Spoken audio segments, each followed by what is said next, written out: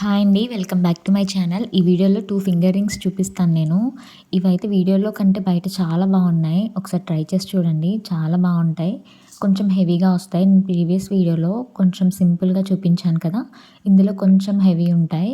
శారీస్ పైకైతే చాలా బాగుంటుంది. ఫస్ట్ అయితే ఓహెచ్‌బీ షీట్ తీసుకొని ఇలా గ్లూ అప్లై చేసుకోవాలి. ఇక్కడ నేను B7000 గ్లూ యూజ్ చేస్తున్నాను.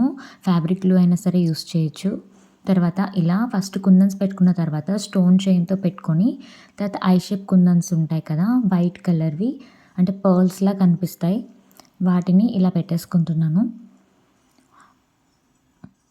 మొత్తం ఇలా పెట్టుకున్న తర్వాత ఖచ్చితంగా ఒక 12 అవర్స్ నుంచి 24 అవర్స్ వరకు డ్రై అయితే అవ్వనివ్వండి.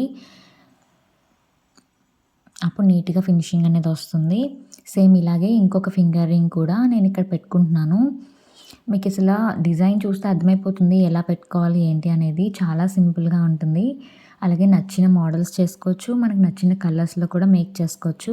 అలాగే ఫస్ట్ టైం ఎవరైనా నా ఛానల్ చూసినట్టయితే ప్లీజ్ సబ్స్క్రైబ్ చేయండి. పక్కనున్న బెల్ ఐకాన్ కూడా క్లిక్ చేయండి. నేను ఏ వీడియో పెట్టినా మీకు నోటిఫికేషన్ వస్తుంది.